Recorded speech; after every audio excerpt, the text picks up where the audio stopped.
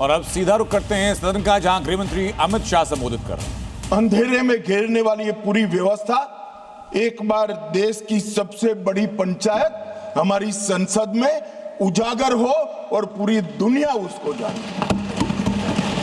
मगर लंबे समय तक इसको मौका नहीं दिया गया और मुझे इस बात का भी बहुत खुशी है कि देश और हम सब के लिए बहुत महत्वपूर्ण एक घटनाक्रम जो 1970 से लेकर 2026 तक चला, उस घटनाक्रम के बारे में आज संसद में चर्चा हो रही है। मान्यवर ये थियोरी का जो प्रचार कर रहे थे वो एक गलत प्रकार का नैरेटिव, एक गलत प्रकार का स्वप्न भोले भाले आदिवासियों के सामने रखा था कि हम आपके अधिकार के लिए लड़ रहे हैं, हम आपको न्याय दिलाने के लिए लड़ रहे हैं, हम आप विकास से महरूम रह गए हो इसलिए लड़ रहे हैं। मान्यवर आज बस्तर से नक्सलवाद लगभग समाप्त हो चुका है। बस्तर के अंदर हर गांव में एक स्कूल बनाने की मुहिम चली। बस्तर के अंदर हर गांव में राशन की दुकान खोलने की मुहिम चली। हर तहसील पंचायत में पीएससी सीएससी बने, इनके आधार कार्ड बने, राशन कार्ड बने, 5 किलो अनाज मिल रहा है, गैस के चूल्हे वितरित होते जा रहे हैं। मैं इतना ही पूछना चाहता हूं, नक्सलवाद की जो लोग यहां पर वकीलात कर रहे थे उनको, कि ये 70 से अब तक क्यों नहीं मिला। पूरे देश को तो 2014 में नरेंद्र मोदी जी की सरकार आने के बाद देश के हर गरीब को घर मिला, गैस मिला, शुद्ध पीने का पानी मिला, 5 लाख तक का बीमा मिला, प्रति व्यक्ति प्रति माह 5 किलो अनाज मुफ्त मिला। ये बस्तर वाले क्यों छूट गए थे? मैं इसलिए कहना चाहता हूं मान्यवर कि सत्य को झुठलाया जा रहा है। ये बस्तर वाले इसलिए छूट गए थे कि वहां लाल आतंक का परछाया था, इसलिए वहां विकास नहीं पहुंचा था। लाल आतंक का परछाया विकास नहीं है इसलिए नहीं गया था। लाल आतंक का परछाई वहां पड़ा था इसलिए विकास नहीं पहुंचा था। आज परछाई हट गई है और बस्तर विकसित हो रहा है। मान्यवर, बस्तर में विकास। ये जो वकील बन रहे हैं एक हथियारी मूवमेंट के, कहते हैं हम अन्याय के खिलाफ लड़ेंगे। संविधान को मानोगे या नहीं मानोगे? किसी को भी अन्याय होता है, इसका उपाय हमारे संविधान के अंदर निहित है। अदालतें बनी है, विधानसभाएं बनी है, जिला पंचायतें बनी है, तहसील पंचायतें बनी है।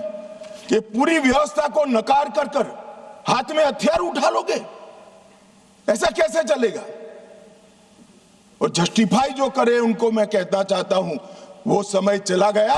ये नरेंद्र मोदी की सरकार है, जो हथियार उठाएगा उसको हिसाब चुकाएगा। इस तरह से नहीं चलेगा। सरकार संवेदनशील है, सभी समस्याओं को सुनना चाहती है, निराकरण भी चाहती है। यही संसद ने ढेर सारी योजनाएं बनाई है, मगर इसका इंप्लीमेंटेशन भी आप नहीं करने दोगे, क्योंकि आपकी आइडियोलॉजी और आपका अवैध शासन वहां पर चलता रहे। मैं आज पूछना चाहता हूं, अभी कांग्रेस के लोग बहुत जोर जोर से आदिवासी का विकास नहीं हुआ, विकास नहीं हुआ, विकास नहीं हुआ कहते थे, और राजकुमार रोज जैसे आदिवासी युवा सांसद भी वोट की लालच में कांग्रेस का समर्थन कर रहे थे, कांग्रेस की थियोरी का समर्थन कर रहे। मैं उनको पूछना चाहता हूं, भाई 75 साल में 60 साल तो शासन आपने किया, आदिवासी अभी तक विकास के बगैर क्यों बच गया?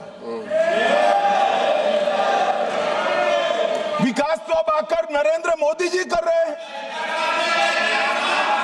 60 साल तक उसको घर नहीं दिया, उसको पानी नहीं दिया, इसके लिए स्कूल नहीं बनी, मोबाइल टावर नहीं पहुंचने दिए, बैंक की फैसिलिटी नहीं पहुंचने दी, और अब आप हिसाब मांग रहे हो।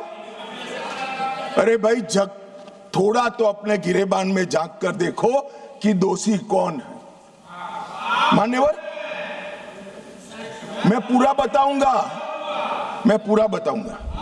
मान्यवर, 12 राज्य, छत्तीसगढ़, तेलंगाना, आंध्र प्रदेश, ओडिशा, महाराष्ट्र, मध्य प्रदेश, झारखंड, बिहार, बंगाल, केरल, कर्नाटक का कुछ हिस्सा और उत्तर प्रदेश के 3 जिले, ये पूरा रेड कॉरिडोर बनाकर रखा और वहां कानून का शासन समाप्त कर दिया। 12 करोड़ लोग गरीबी के अंदर सालों तक जीते रहे, किसी ने चिंता नहीं की। हजारों युवाओं की मृत्यु हुई। एक एनजीओ की अगर मान ले तो इधर और साइड से 20,000 युवा मारे गए। कई पूरा जीवन दिव्यांग बन गए, अपाहिज बन गए, नर्क का जीवन जी रहे हैं और उनके तक विकास भी नहीं पहुंचा। मान्यवर, कौन जिम्मेदार है इसके लिए? क्या इस देश की सबसे बड़ी लोकतंत्र की पंचायत ने क्षीर नीर कर इस पर चिंतन नहीं करना चाहिए? या अपने गढ़े गढ़ाई थियोरी लेकर घूमते रहना चाहिए? मैं बाद में बताता हूं कि नक्सलवाद का मूल कारण विकास की डिमांड नहीं है, एक आइडियोलॉजी है। जिस आइडियोलॉजी को अपने राष्ट्रपति पद का चुनाव जीतने के लिए 1970 से इंदिरा जी ने स्वीकार कर लिया।